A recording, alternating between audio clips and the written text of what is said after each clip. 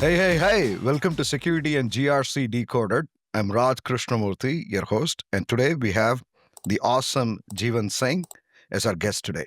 Jeevan is a director of security engineering at Tripling. Let's decode. Jeevan, welcome to the show. Thank you. I'm really excited to be here, Raj.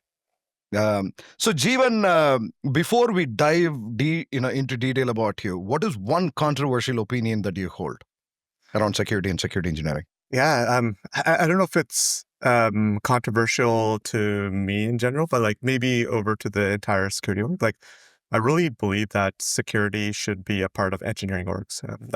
And I've been at companies where I have reported into maybe the CFO org or other parts of the org. But I feel that whenever we report into the CTO, it makes the entire program better. It doesn't matter if you are part of security engineering or GRC or even security trust. Being part of the engineering org, it sort of forces us a couple of different things. One is it forces all of us to think and act like engineers, which I think is a great thing for our industry just in general. But also, it gets us away from being part of the cost center. I hate being lean in my security team. I do want to make sure that we are part of engineering, so we're not lean. We're thought about as people that actually add value to the company. I've been at one company where we actually had a SKU for security as well, which is fantastic. Like we not only were we not thought about as cost centers, we're actually bringing in money for the business. Our very large enterprise customers, we provide them a security SKU and say, hey, if you want to add more security, it's going to add 10% to your overall purchase, but you'll have access to our incident response team, will have access to all these other items, which we were surprised how many companies were extremely happy with that. So maybe not controversial for certain people, but like being part of the engineering org makes better security teams. No, makes sense. And what do you say to people who say that it removes the separation of duties? Engineering is under constant pressure for releases, right? And security is the gateway function that keeps you safe. And if you put them under engineering, you're forced to do things that you would not do otherwise. What do you say to something like that? Yeah, I think if you are a part of a good org, that would never happen. I've been a part of a lot of great organizations where we would all map into the CTO. The CTO would have to make the decision. At the end of the day, the CTO does not want to put his stamp of approval behind something that may cause harm to the business. They are executives. They understand risk. So if we had the choice of pushing product or avoiding fixing a security vulnerability, they're going to actually sit down, actually understand what's going on, and really figure out what's the right way forward. So the tolerance, risk tolerance of the business, they would really understand and make sure that they're doing the right thing. So that was one concern at a previous org where we were reporting to the CTO, who reported to the CEO. The CTO was going to move on. So they're going to move us under the VP of engineering, who was reporting it to the CEO. So our concern was like the CEO was always the mediator and they would make the right decision for the entire business. We're worried that the VP of engineering might not have the right alignment for prioritization as we would, but we were wrong. The VP of engineering did really care about security and making sure that we were delivering the right outcomes in itself. So I don't disagree with you, Raj. There are a lot of bad companies out there, a lot of bad leaders just in general. But if you land at a great company that has thoughtful leadership, your program is going to be tenfold better than being outside of the engineering org. Got it. Does the size of the company change your opinion? Oh man, yeah, you're really getting down into the nitty-gritty. I've been in all sorts of. I think like to the companies that I've been a part of, being a part of engineering is the right. I've been part of 10, 15,000 person orgs, and up to that scale for sure. I do think that everything is fine there. Smaller orgs, I think it's even better having security in engineering. If you're talking about 50 or 100,000 people orgs, I have no idea. Got it. Got it. Yeah, but like, I up to the size of orgs that I've been, I think, you know what? No, I do think it should always be under engineering, just Okay. because like we have to think like engineers. Like Because your point is it's common sense. Why, yes, how would the size matter? Okay. yeah, Now, exactly. I No, get it. no, we have to be I part get of it. engineering. We have to think like engineers. We have to deliver programs like engineers. I get it. I get it. I love it. I love it. Maybe let's talk about you. How did you get started with cybersecurity, Jeevan? Yeah. This happened at university days. So I was I went to university. I had a great friend that would skip classes a lot. So I'd pick him up at lunch, and we'd go to our labs after that. And then one time, he's like, "Jeevan, come in. I want to sort of make sure. I want to show you something." So I went in. He loaded up his laptop, and he showed me he had cracked about a third of the engineering org's passwords there. And I'm like, what the hell is this?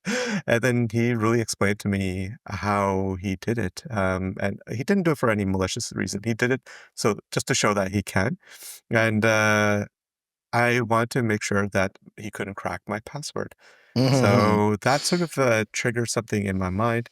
Later in my university life, my fourth year courses, I took on some really advanced mathematic courses, which had the basis of encryption, and that was really interesting to me.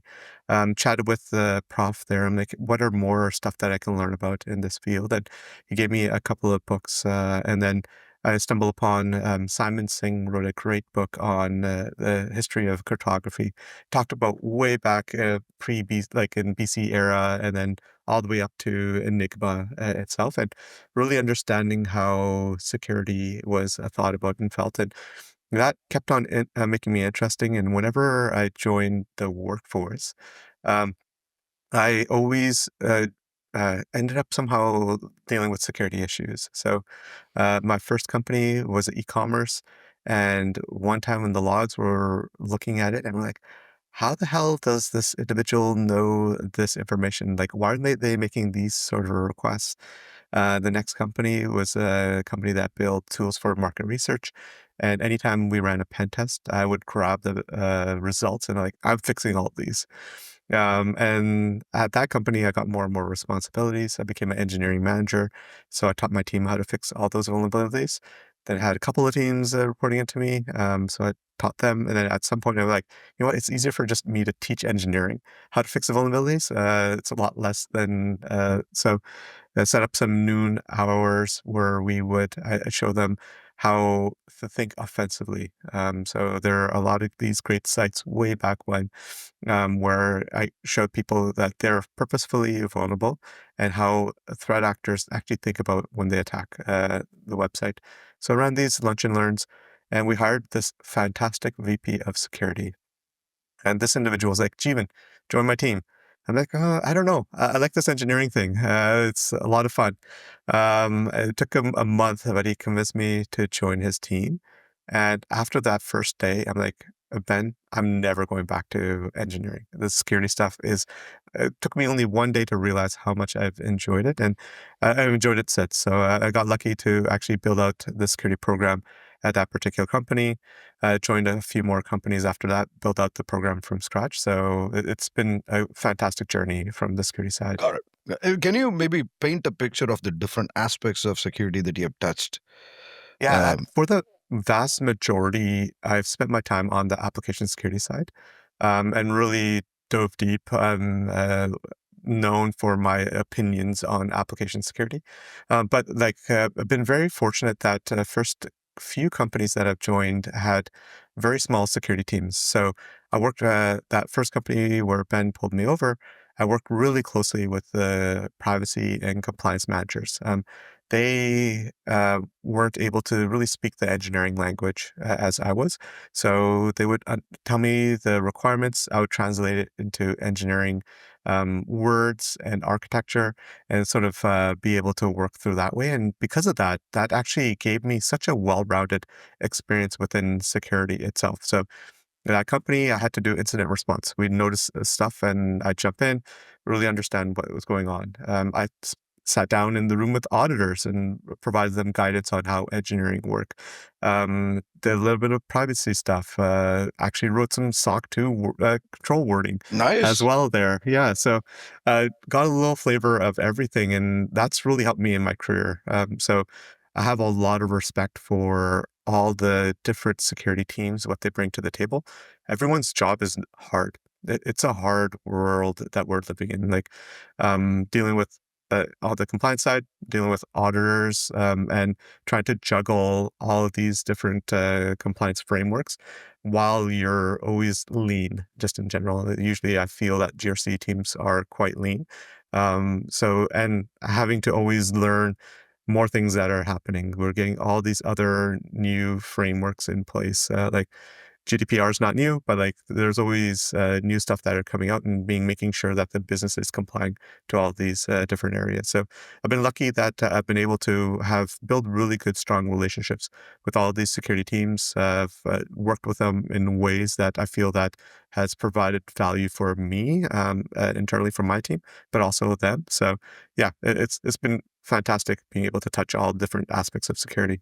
Got it. Have you worked on the OWASP application security verification standards, ASVS? I haven't worked on it, but I've definitely used it to inform parts of my program in the past. ASVS is awesome. I'm based in Vancouver. I'm involved with OWASP Vancouver quite a bit. I've been the co-chapter lead for the last about 8 years. My partner in crime, Farshad, his team is actually involved with making modifications to ASVS. Oh, interesting. Yeah, Okay. so Mm. heavily involved with ASVS. My partner is heavily involved. He does a lot of talks about ASVS. It is a fantastic standard for just in general for making sure that your program, if you really want to understand controls and implementing controls, it's a great standard to have a look, dive deep into in itself. Absolutely. Yeah, I totally agree. Now, our podcast is titled Security and GRC Decoded. So I have to ask you this question. What is your view of GRC? There's a big pause. So, I guess it's both positive and negative, if I'm being honest. So I've been at organizations where my GRC teams are sometimes a challenge to work with, just because they are non-technical and they have opinions that don't fit well with engineering orgs in itself. So they may say, hey, I think you should implement service-to-service authentication as a control. Sure, it's easy to just say that, but actually implementing that is really, really difficult in itself. So you have to make sure that, depending on how much legacy infrastructure that you have, bringing it up to speed. So having that gap of really technical knowledge has been difficult. But on the other hand, I've worked with really highly technical GRC folks as well, and being able to work with them, if I felt that it has accelerated our program. They showed me ways that we can use potential sledgehammers with engineering to make them drive their programs in the right direction. So it's been a mixed bag with folks working within GRC. I don't mind working with non-technical GRC folks. I've had worked with a lot of them throughout my career. The ones that really work well with me are ones that think proactively and really make sure that I don't have to do a fire drill because auditors are coming in 2 weeks and these controls, we have gaps in them. I Got it. hate that. I don't want that. If you tell me 6 months, 9 months in advance that these are the controls I own, this is the expectation, these are the evidence that we want people to sort of have in itself, then it's different there. But like, don't give me a fire drill. I don't want fire drills. My program is very focused, and I don't want to get off track of my regular things that I work on. So don't give me fire drills. And how technical do you expect them to be? I don't expect them to. Oh man, I was going to say I don't expect them to write code, but I've worked with GRC people that have written code, and it's made their programs so much better as well. So, I'll give an example of it. At a particular company, we had a GRC team that was small. Like it was a small security team. I think we might have had 20, 25 people in all of security. And there's a lot of toil on the GRC team. They have to do a lot of manual tasks. And one of the tasks that they had to do is that when a customer requested access to our pen tests, like an executive summary for a pen test, they want to watermark it so that we know if it leaks, who was the one that actually accidentally leaked it or purposefully leaked it. So they would go into the tool and sort of like um, do it, and it was just so manual, it's so painful. And as we started growing, there were more and more and more requests in itself. So what they ended up doing is they hired what they call the GRC workflow engineer. Hmm. It was just to really reduce the toil on the team, reduce all that manual work, and at first, they set up a page. So anyone on the sales side, if they needed that documentation, they say, okay, this is documentation for this client, this particular email address of this client. And it would to input that information. 5 minutes later, it has all of the documentation that they need, all with watermarks. So the sales team was self-serving it. At some point, they felt that, you know what, a certain side customer, they're always going to need this sort of information. So they actually built it into the software itself. Like, okay, why even bother salespeople on this if these customers actually need it? Let's build it into the application, and they made it available in the application. So you have to be a certain size, have to have certain license with us, but they made it self-serve so that these individuals never have to even bother sales. They can get the information themselves. So I really enjoy working with those type of individuals that are understanding like this is while it is adding value and we're getting things that our customers need, it's not really adding value. They could do much more important GRC work itself. So being able to automate some of these simple workflows, I don't expect them to write code good enough to put it into the app itself. But if they're able to create that page and be able to automate a little bit of work so that they don't have to do it and the sales people can self-service themselves, I think that's fantastic in itself. Okay. And what do you think is the perception of leaders, especially in tech forward companies? Yeah, And what is their view of GRC, in your I, opinion? I'll answer this in twofold. One is like I do see leaders, especially as you mentioned, tech forward companies. They are now thinking of GRC as an engineering org, type of org as well. They do want to hire security engineers for the GRC. They want to make sure that we're automating evidence collection or reducing that toil and pain that these GRC folks have in itself. But like also in tech forward companies, it always feels that GRC is sort of on the sidelines in itself. You do your thing. If you have problems, reach out to us. Otherwise, just I want to make sure I get my SOC 2 accreditation, ISO, whatever other ones, PCI. Just leave me alone, sort of situation. Only bubble things up if there's a problem. Um, I actually, I don't like that. Like, I'd really enjoy partnering with GRC because I feel that working together, having a singular security vision focus can really drive both the security engineering program and GRC program. Let me give you an example. We talked a little bit about service to service authentication. So I love having organizations where they have these hard, difficult controls to implement, but it makes the entire program much better to do. But before we get to like service to service, there are a bunch of steps along the way. And I do want our compliance colleagues to sort of ensure that we're consistently, incrementally getting better with our application itself. And maybe we don't start with service to service. We start very low on the total pole. Do we have TLS end to end? Okay, we're doing that well. We keep moving it up to make sure that we're getting to the place where we need to. And I want to make sure I partner with compliance to make that happen. Another pet peeve that I have is like a lot of companies, they don't delete client data, especially after customers churn. It annoys me to no end. Like we have a contractual obligation. Obviously, it's usually lower on the priority to do that because it's sort of like a no victim crime if nothing happens, if we don't have a breach. But the moment we have a breach, there's all hell breaks loose because we're housing data that we shouldn't have in itself. And I love working with compliance to highlight that to the executive team, working with them, especially on the risk side, and having the executive team understand the risk of having housing sort of that sort of data, and working with them to make cases for getting that sort of work done and prioritized in our backlog. So I do feel that working tightly with the GRC team, we can actually move forward with our good security initiatives that we want to do. And I definitely don't want them to feel that they should be sidelined. We should come work together and sort of figure out what are the needs of the business and how do we always incrementally improve our security posture. Got it. Got it. I think what you're saying is a security-led compliance program changes the perception for the better. Yes, You had earlier talked about when we chatted up earlier is that you said you don't see compliance as to be a finished line.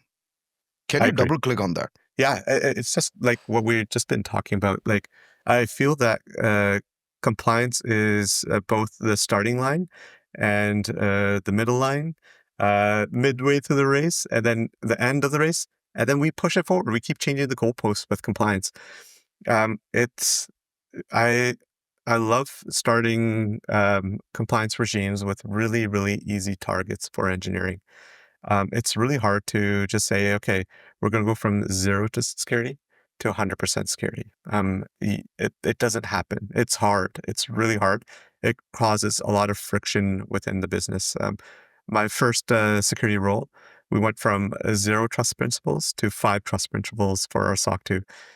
It was a pain. It was very difficult. It caused a lot of challenges, and eventually we came out of it doing really well. So, um, and similarly, I want to make sure that I'm partnering with our compliance org to understand what controls that we should put in place and keep challenging engineering year over year to get better and better. So we talked about a little bit about a couple of different girls. So let's talk about secrets. Secrets is a thing that bothers Ed to me to no end. Making sure that like we leak secrets. Every company leaks secrets. So let's make sure that we take steps on avoiding it. So first step might be having detections in place. And that's it. Like that's our goal. Have detections in place, and then we'll build a program to rotate secrets whenever we notice a new one get leaked.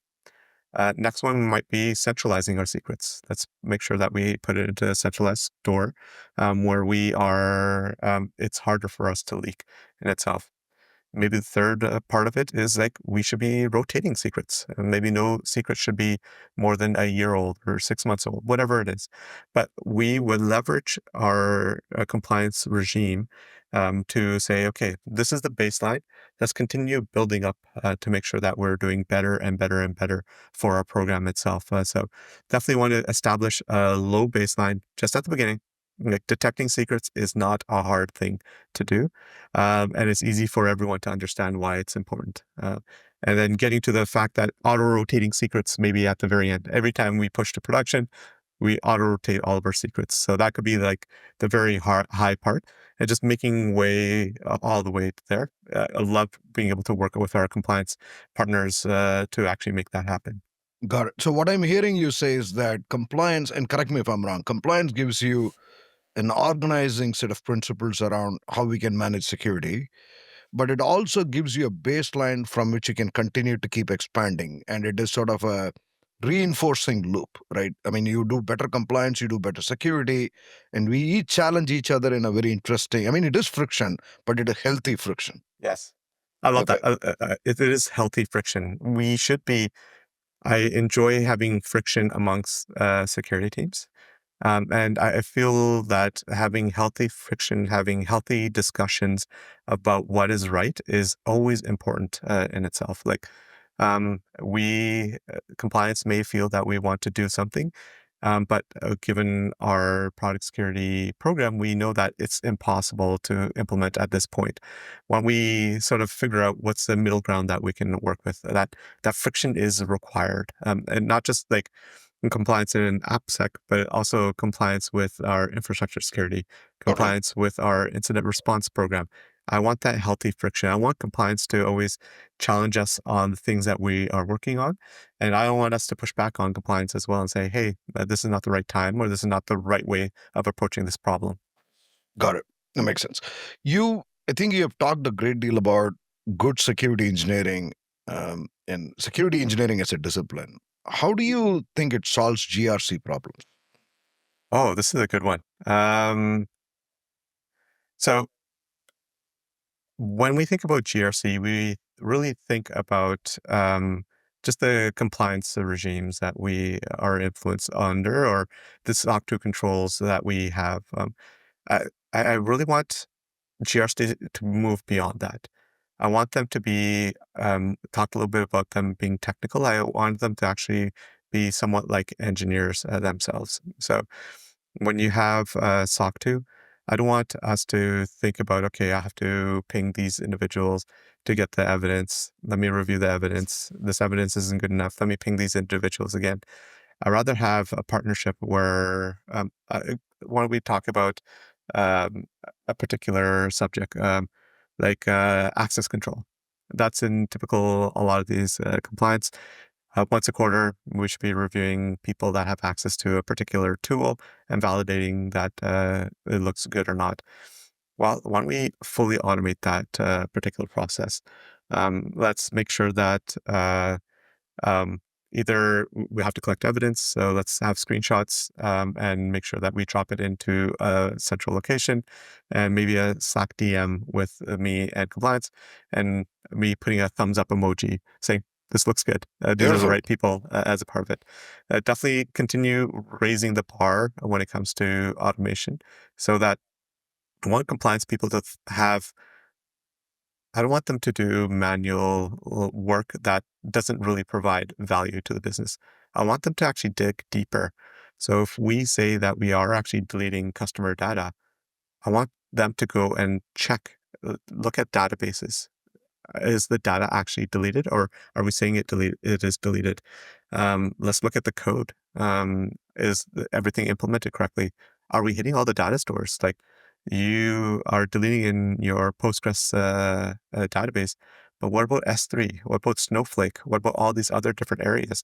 I want our GRC partners to be able to really dive much deeper than just the control wording itself. I want them to be able to potential would be like creating those verification scripts. And so Got it. let me create some SQL scripts just to say that, hey, this tenant ID, let me see if it actually is deleted in this data store. And creating those scripts and validating, have those audit trails, these technical audit trails to validate these items itself. I feel that that'll be much more beneficial and interesting for GRC folks themselves rather than having conversations and making sure that without being able to really dive that in that technical depth, just saying that, yeah, everything looks fine. Engineer said they've done it. I trust that they've done it. Got it. So, would you say that then GRC, the way you're describing it, GRC becomes an observability function to security engineering and maybe other parts of the organization as well? I think it would be one of the capabilities that they have. So, for sure. Like, it would be nice that they can um, trust but verify. Just about verify. Trust but verify. Be able to do that. Be able to, and like it feels like, man, I feel like we're sort of like a quality assurance part of the organization, like validating that we are doing the things that we have stated that we're doing, but also like having the better conversations just in general. So, understanding one of my favorite privacy managers that I've ever worked with was so technical that was actually providing architecture advice for privacy and say, hey, we have our architecture set up this way. If we change the architecture in this way, and we reduce where we're pushing out PII, I think it's going to be easier for data deletion, or if a customer or individual wants a right to be forgotten, be able to implement that. It'd be nice if GRC can do that sort of stuff, being able to provide solutions to the business saying, hey, the way that we're building this functionality is going to be problematic. It'll be better if we think about building in this way, because it will help ensure that we adhere to this Australian law that we had to adhere to. So Got it. being able to influence architecture, because for us as security engineering, we only look at the security aspect of things. Typically, we do threat modeling. A lot of us use Stride, and that's our box that we work in. We're not nearly as familiar with CCPA, GDPR, all these other different regimes that we have to sort of align to. It'd be nice to have a GRC architect that can come in and say, hey, these are the controls that we should be like, these are our SOC controls, these are our contractual obligations that we have in our MSA. This is how we should be actually thinking about building the tooling and functionality in our system, and being able to be another member that can help inform engineering how they should be building their application. That's a very interesting perspective. So, what you're basically saying is that just like security looks at different aspects of business and products, you're saying GRC should also look at from a slightly different perspective, right? You are more about protecting, and the GRC teams, you want them to help you understand what this means in terms of the control landscape, the regulation, the standards, so on and so forth. But they have to be, I think, going back to your previous point, they have to be equally technical Yeah. in order to be able to understand this and also to be able to contribute back to security and other parts of the organization. So you're essentially advocating that there has to be a strong relationship between not just between GRC and security, but also between GRC and engineering and GRC and product management and all that stuff. Is Yeah, that correct? yeah, exactly. Right now, we do have security architects that sort of are informed, but they're not nearly as informed as the GRC individuals of all of these controls. I would love to have a GRC archetype there, where they're very informed with all of the contractual obligation regulatory requirements, and is able to really dive deep with engineering in itself. So Got it. Got yeah, it. You're talking about a very strong culture, and I think one of the earlier conversations, you had talked about sort of a Node.js vulnerability example. Do you remember yeah, that? yeah. Okay, can you maybe for our audience, can you double click on that so that Yeah, let me give a lot more context. okay, So, we talked a lot about toil, and things that provide a lot of toil, and this is that segment company, previous company that I worked at, and our CISO Colleen there, she's like, "Is there a way to sort of automate threat modeling? How do we reduce the toil for for threat modeling?" So, threat modeling could be a cumbersome project, like depending on like how large the feature that we build. It could be a multi-day thing that we do, or it could be a smaller. If it's a small feature, it's easy to push out in an hour or two. So, I sat down with my naivety, like, yeah, this should be doable. Why don't I just train engineers to do it? So I started sitting down. I mapped out some trainings that I think that would have worked for engineering. Beta tested it, and I got commentary from engineering about the training. Iterated a couple of times, and I got the training into a really good place. So um, our initial goal was to go out and reduce the amount of threat models that we have to do, and push that responsibility a lot more on the engineering teams. So I spent the first couple of quarters training engineering.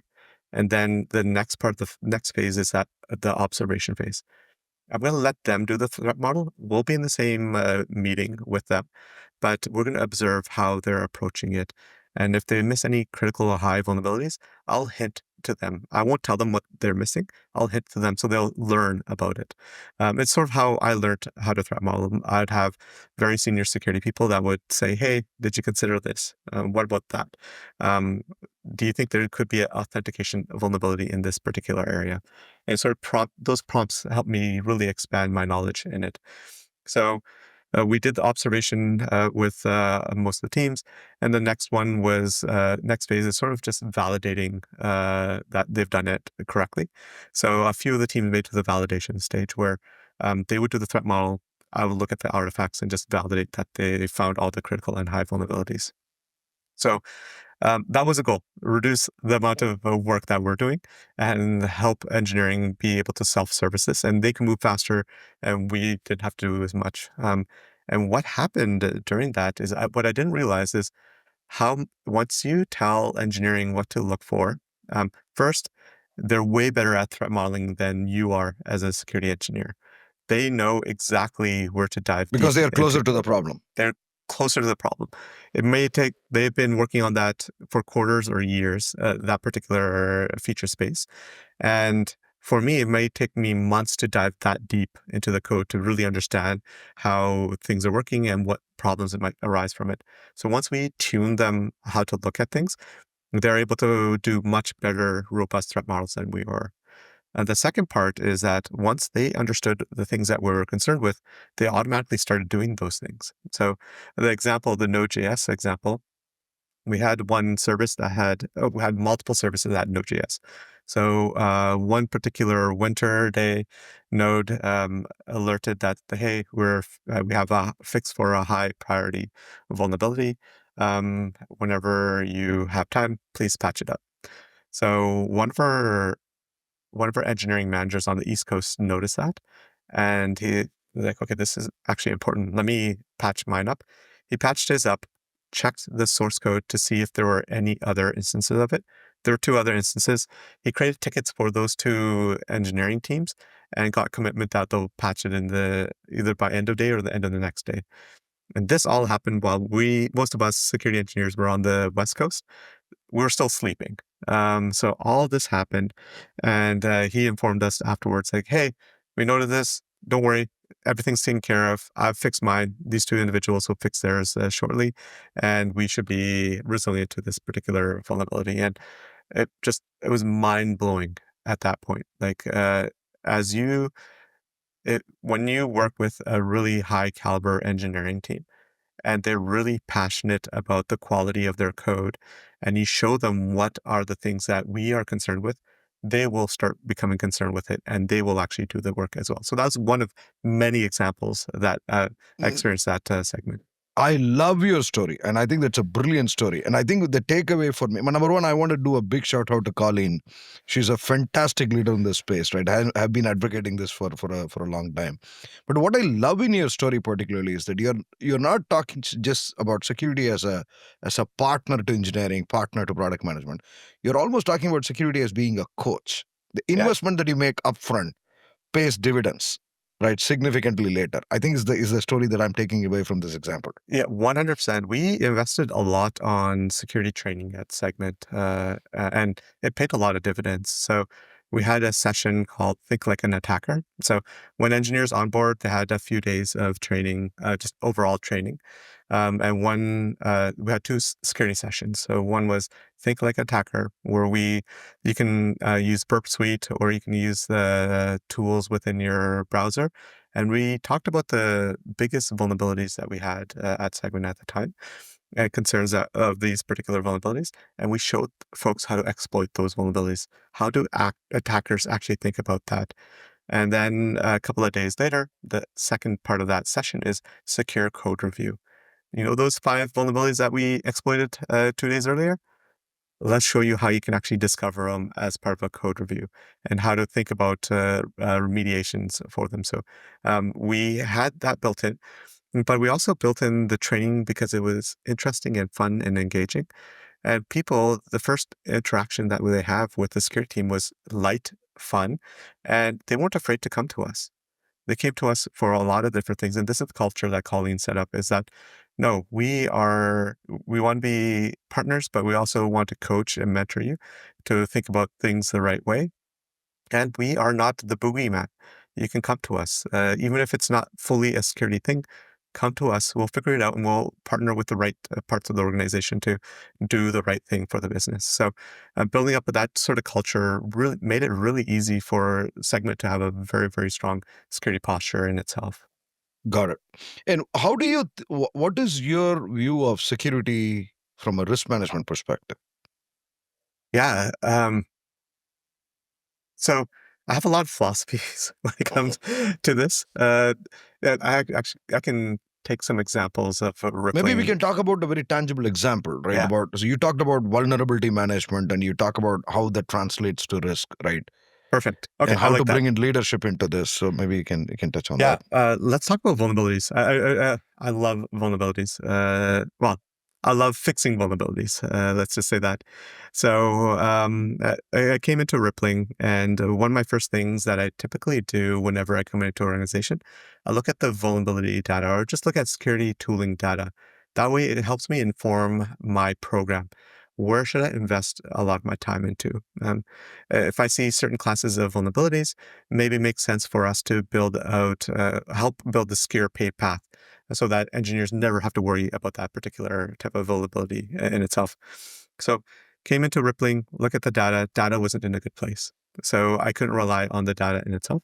Our vulnerability queue had vulnerabilities, but it also had tasks in there. I don't know why there were tasks in there.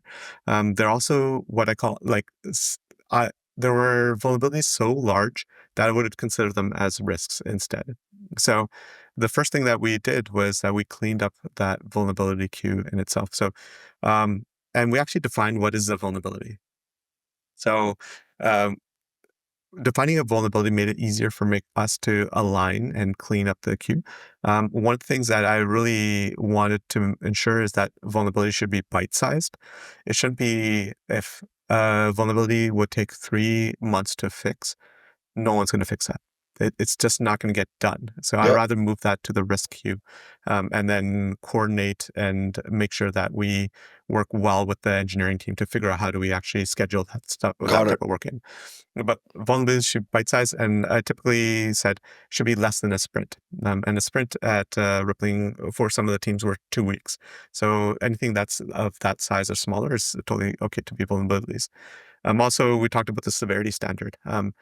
Uh, in order to get anything fixed, everything had to be a critical or a high. And I'm like, this is not how a vulnerability, not all vulnerabilities are critical or high. So we created a severity standard. So me and the leap on the team, And we this is looked, not CVSS. So you don't oh no. like, Oh okay. yeah. Okay. Oh, I think you're triggering me. I know. So, so philosophically, there are a bunch of different ways that you can actually measure severity. So we did it a bunch of different ways at Rippling. My biggest thing is I love using CWSS. Barely anyone has heard of it. Hopefully, your audience will now learn a little bit more. CWSS is Common Weakness Scoring System.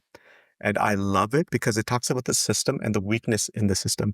Whereas CVSS talks about the strength of the vulnerability. It doesn't take account to all the controls that might be in place within that system. So we do that for any of our manually discovered vulnerabilities. So threat modeling, bug bounty, pen test, internally discovered stuff. We run CWSS on it for any of our security tooling vulnerabilities. So SCA, SAST, all those, maybe SCA, secrets, and all that sort of stuff. SAST is a little bit different.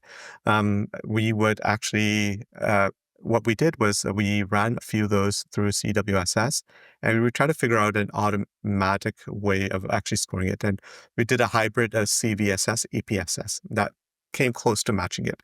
So it was good that way. And then the last one was sort of like And just for the misconfiguration. sake of our audience, EPSS is the exploit probability Yes. Yeah, scoring. Okay, system. exactly. Yeah, which is a fairly newish that a lot of the security tools are now using.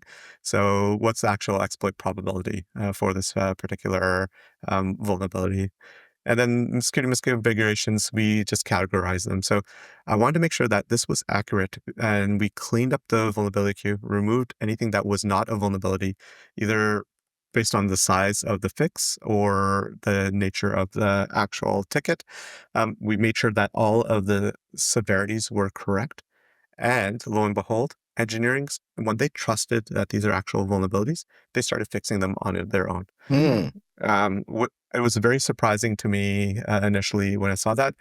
I'm like, I didn't even prompt their VPs to start. They automatically just started fixing this because they trusted it. They looked at it again with their lens and like, this is actually a critical. Let me get that resolved. This is actually a high. I'm going to prioritize it in our queue. And so that trust, and I feel that security should always like, once you lose faith or trust in a security tool or security process, you're just going to ignore things that come out of it. So security has to be synonymous with trust in general. No, So yeah. yeah, Go go ahead, go ahead. ahead. Yeah, so like leveraging that vulnerability starting to get fixed, but then I started working really closely. Like I want to make sure I'm working within the engineer's work space in itself. So they have operational meetings. I started joining the ones with a lot of the VPs being there. We made the vulnerability metrics a gold standard and saying, okay, these are the ones that we want to sort of track just in general. And engineers all started using that, and they were able to follow the process there itself. So hooking into the process that they're familiar with made sure that we were moving in the right direction for vulnerabilities. No, I love. I think there is a fantastic golden nugget. I think what you're basically saying is that I think security goes beyond, and pardon if this is a wrong analogy, preaching from the pulpit, right? Yeah. And you will have to go be there with the engineering team, understand what resonates with them, what makes sense to them, right? And these jargons don't mean anything much, right? Because CVSS, whatever they Yeah. are, but I think that makes absolute sense, and you have to sort of meet them on their own terms. Yeah, you nailed it. One of the things that coming into Rippling, my predecessor, Alberto, he mentioned, Jeevan, just don't say things, observe. Rippling is very different from the typical companies that you're at. It works a little bit differently.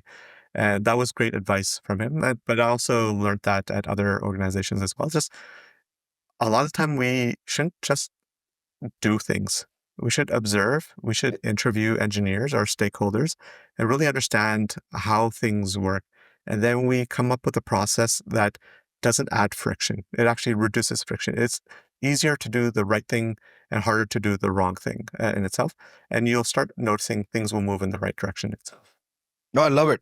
You are a big proponent of threat models, and in fact, you talked about that a little bit. So, how do you think this the approach to threat modeling?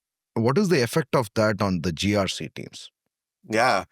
Um, I think it goes back to really thinking about reducing risk overall. So when I think about um, GRC, a big component is risk in the GRC. So I want to make sure that whenever we do threat model, we want to really consider risk in itself. So one of the programs that I've run in the past is like, um, I know that at a particular org, um, I had concerns that we had very few risks in certain areas. And what I wanted my security engineers to do is go sit, embed into those areas, talk to people that are there, like especially people that are either senior, like a director or a senior director, or someone that's been there for more than 5 years.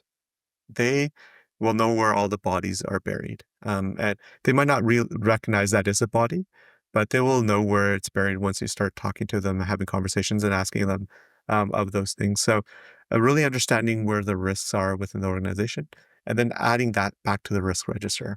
So, and with respect to the risk register, we also want to make sure that we are right sizing the work there as well. And making sure that we're selecting the right risks in itself. So I've seen a lot of risk registers where they are not, they just add a lot of things to the risk register and they don't really provide guidance on a way to move forward in itself. We don't have to fix a risk in totality. That's not what we need to do. What we need to do is actually chip away at it to make it less exploitable or less impactful than other risks in the risk queue. So we do it very simply at Rippling. It's simple, but it's very effective. We look at likelihood and impact. We just measure those things, 1 to 5 scale, and we just times those numbers. So impact of 5 and likelihood of 5 will give you 25, which will be the worst type of vulnerability ever. Log4Shell would be a great example of that particular risk there. Or like likelihood of one, impact of one would be things that you don't probably won't be prioritizing. So we base our top 10 on there, top 10 risks, and we work really closely with our VPs and our CTO so that they understand our top risks. But also, we are actively working on it. So, one of the cool things that we've done here at Rippling is that we have a quarterly meeting with, we have we have a sixth VP of engineering that we've just hired. And what we do is we have a quarterly security posture meeting. So first we talk about vulnerabilities. So I should also talk about the stakeholders. Security leadership is there, the VP is there, our CTO is there, and we have a really good conversation about the security posture within that particular organization. Some of the good things that have landed, but also the challenges that we see and concerns that we have in the future. And what it's done is really expose these risks to people that are typically not in the risk register day in, day out. And it's really helped us drive a lot more um, tooling or risk reduction in particular areas. So, uh, can't give you any exact examples, but like I remember from the last time we did it, my CTO wasn't aware of a particular risk, and we sat down, laid out our concerns, and like, yeah, we are definitely concerned about this now. Next quarter, we're going to schedule work in, and we did. We scheduled the work in into it, and we're working right from it. So being able to really work closely with people that are able to impact and change how we do things and showing them the technical concerns that we have within their space has and having good leaders as well that are receptive to these conversations has really moved the needle. Like I want to say, like I've never seen a collaboration like I have at Rippling, and it's really moved things a lot faster than I have at other programs. No, I think that is brilliant. Like the question, and I think what he seem to have done. uh, My guess is that many struggle, right, to bring the engineering leaders and the product leaders into this conversation. What would your advice be to them? What do you tell them? This is hard. This is a very hard problem to solve. I've been very lucky. So, the engineering leadership team at Rippling is probably the best that I've ever worked with, just in general. They care deeply about the business. They care deeply about the quality of the app itself. So, it wasn't too hard to make this happen on our side. What I recommend this to all of the security engineers that I work with, or whoever have reached out. Understand who are the right leaders in our ecosystem. Life is way too short to work for companies or leaders that don't get it. Understand who are the great leaders. We talked a little bit about Colleen. She's amazing. My first security VP, Ben, was amazing. These are the people that you should gravitate towards and find ways to get into their organizations and understand how to do security well. And like just by being in their atmosphere, their ecosystem, you'll become better at what you do as well. All of it will rub off on you in itself. So work for great security leaders, work for great engineering leaders, and like things will work out well. Like also great praise to Duncan for making this happen at Rippling. He's been able to really dive deep with these engineering leaders, making sure he has those thoughtful conversations and the E team so that they are aware of all these concerns and really be able to facilitate have that really close collaboration. Got it. And I would actually do a big shout out to you, Jeevan. You are a fantastic leader in this space. And if anybody listening here, they have to reach out to you. Maybe we'll put, maybe we can describe how they can reach out to you. We Yeah, can. I I I I take random LinkedIn's from everyone. So Okay. unless you're a vendor, then I might put you on pause. Okay. But like I've been very blessed being in security. I really believe that my life changed when I joined security. I'm much happier. The problems are way harder. I'm much happier. And that was all because the first few people that I interacted with in security. So I had my team at Vision Critical, Ben Sweeney, Fazil, all these folks that I interacted with that made me better at becoming a security engineer. But also the community. The security community, bar none, is the strongest community in the technical space. We all are going through challenges and problems, and we all help each other. So being in that space and having everyone really help me, coach me, get to where I am, I love doing that. So if you are on LinkedIn, have any questions, feel free to reach out. Shoot me a DM. It might take me a couple of days to get back to you, but I'll definitely get back to you and provide you my opinion. I have no shortage of opinions. I'll provide you some of my opinions. Sure. So I think you've talked a lot about Jeevan, about the security being a coach, GRC being a coach, the alignment of security, GRC, product with product and engineering. So culture plays an important role in everything that you just talked about. So maybe let's double click on that a little bit. How do you build that culture? Yeah, I think everything starts with strong leadership, having a good vision. So I know that the first few things that I do whenever I join an organization is really understand what are the short-term and long-term goals for the organization. And I align my goals, my priorities for product security with respect to that. So I could give an example of last year. Looking at the security and engineering team goals, I came in and I set up a few themes for the product security team. Set up operational excellence. I felt that we need to get much better at that. Those vulnerabilities were in bad shape. Security reviews were done, like the SLAs weren't defined. So all these sort of items, and I want to reduce toil as well. In order to be operationally excellent, you shouldn't have to do a lot of things. You should have automations that do a lot of things for you. So had theme around that. And it made it easy for having, I had a couple of other themes. One, operational excellence, building a strong foundation, as well as bringing down risk. So having these themes really made it easy for the ICs on my team itself, to understand the type of projects that we want to take on and make sure that they align to those projects. So having a way to really think about that. And a lot of those themes came because of the lack of data that I had as well. So I need to gather all this data so that now and in the future, I can make data-driven decisions. What should my roadmap look like? So let me look at the data. Okay, I'm noticing these classes of vulnerabilities, or these are the gaps so that I've noticed because my SCA program has showed me these gaps. I want to be able to really build out a roadmap based on the data itself.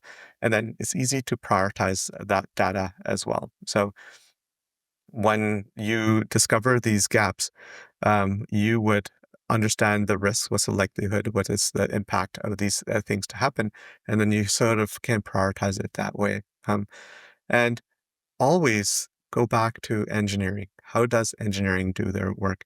And a lot of the latest companies that I've worked with, they sort of have a framework of objectives and key results, so OKRs that we call it.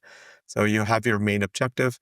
Maybe your main objective is to reduce the amount of vulnerabilities that are introduced into the ecosystem. Okay.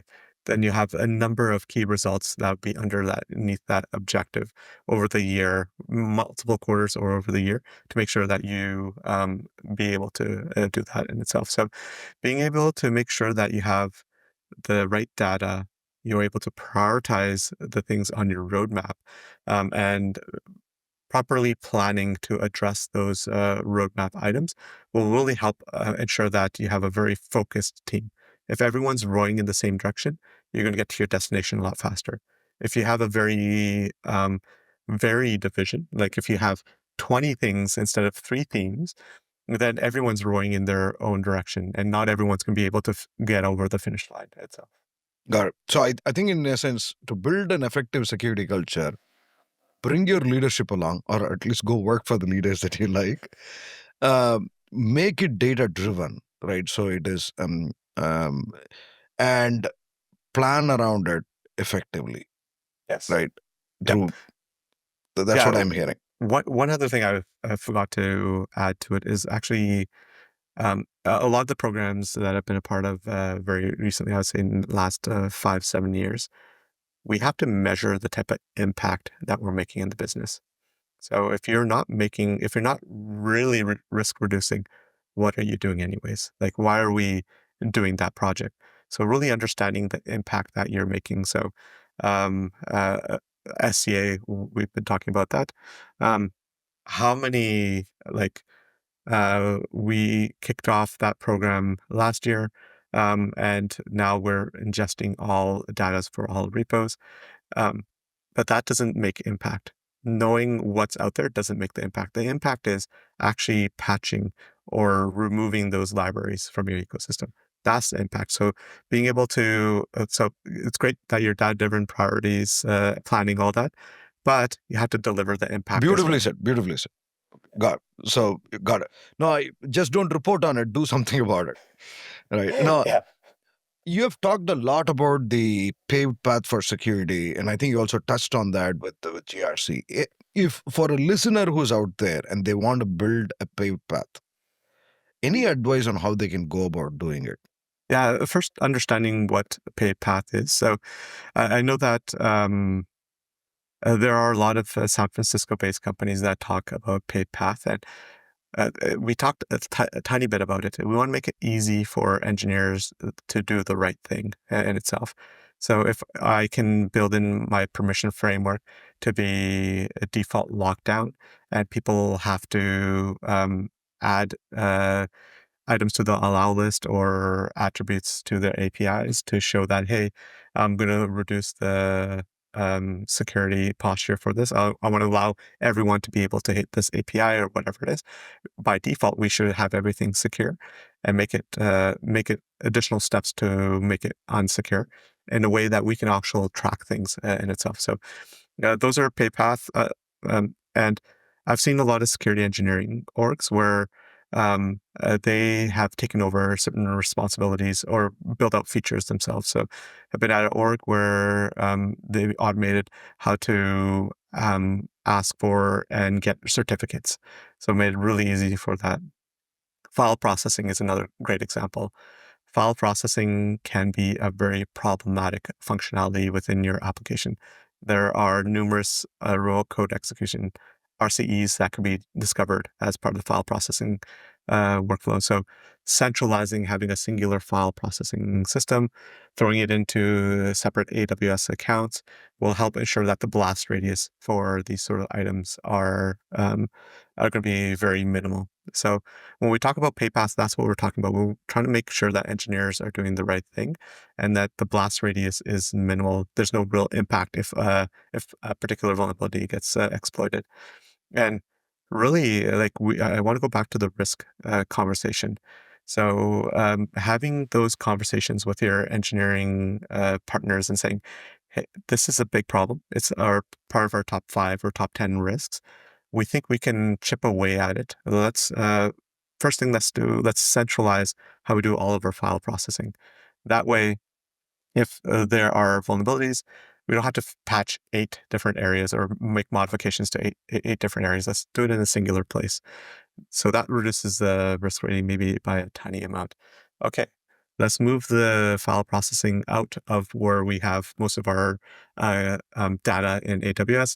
Let's move it to somewhere else so that even if someone were able to get an RCE, they can't do anything. They can't break out of the sandbox in itself. So when I talk about paid paths, I really want to make sure that we're prioritizing the right things with our partners. We don't want to make a paid path for everything. We want to prioritize what we think is the most riskiest and do it in a way that you get results quarter over quarter in itself so that you're not having to wait 6, 9 months before you see any impact in itself. Every single quarter, you're delivering something, reducing that risk in itself. So that's why we really want to make sure that we're driving towards when we're building out our pay paths. And I like to call it secure pay paths, just because you can walk down it without having to worry about someone attacking you on that pay path. Oh, beautiful, beautiful. You today, do you have GRC as a function reporting into No, no. security? The GRC is reporting into our CISO, Duncan. but we have a fabulous relationship with the GRC team. They Got it. are really, really great people. So Yeah. if you were to think as a security engineer and a security leader, if you were to think of a dream GRC solution, what would that look like? Well, first, it'll be the team that we already have. Okay. But Okay.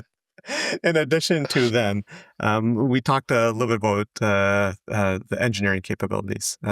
I would really love for us to add a few more GRC folks that are technical or have. Right now, we don't mind doing that work for them. Like, we are partners, we are one team.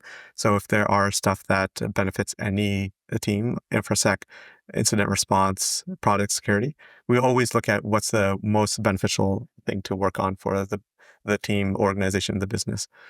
So if there are ways that we can actually benefit the GRC, we don't mind building out that. But like we talked a little bit about at Segment, where they actually had an actual software engineer that was on the team that actually built out a lot of the automations to just reduce that toil. That's what I love about it. So my dream GRC team would be folks that are very strong at engineering, really understand how to think like engineers, how to build processes, scalable processes like engineers, self-service processes, and are really thoughtful and collaborative with the engineering team when it comes to controls and rolling out controls themselves. So, but also pusher, like they have to push. They have to add that we talked about healthy friction, continuously adding healthy friction with the security team, but also with the engineering team in all aspects of the business. Got it. No, that's brilliant. I think we are approaching the end of the segment. Jeevan, are there any podcasts, audiobooks, books that you read, you listen to that you want to share with our listeners today? Yeah, that's a great question. I'm a AppSec heavy individual, so I love all the AppSec sort of related podcasts. So Chris Romeo has a great one. Ken Johnson, Seth Law have another one. So Absolute AppSec is another great one. So there are some really fantastic individuals and thought leaders within the AppSec space. OWASP is just great in general as a resource. Highly recommend. I love to see more GRC folks in conferences that OWASP provides. So just get exposed to some of the problems and challenges that we're running into, be able to wrap their head around those sort of things. Books, I haven't read too many in the last while, but I love reading books about. I love reading books about technology themselves. Like, how do we think about these technological problems? Yeah, there's plenty of books in that space. I run into a lot of different type of problems in itself. Yeah, so there's so many great books out there. Yeah, but definitely conferences. Come out to GRC folks. Please come out to our conferences. Speak with us. Let's build stronger relations. Let's make sure that we can help you on Got it. your path, your career path as well. And if folks want to meet you, where do you Yeah, typically hang out? I'm Vancouverite, so if Vancouver? you're in Vancouver, you can catch me at OWASP meetups for sure.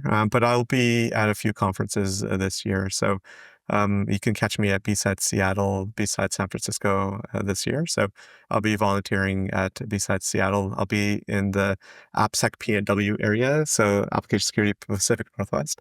You can catch me there. I'll be floating at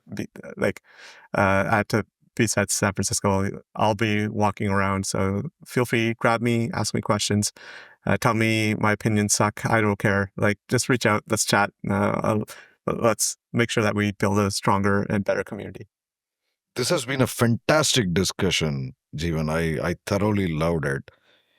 So thank you very much for coming on. Thank you for having me. These were hard questions. So I'm glad that we were able So to sort of chat through them. thank you very much.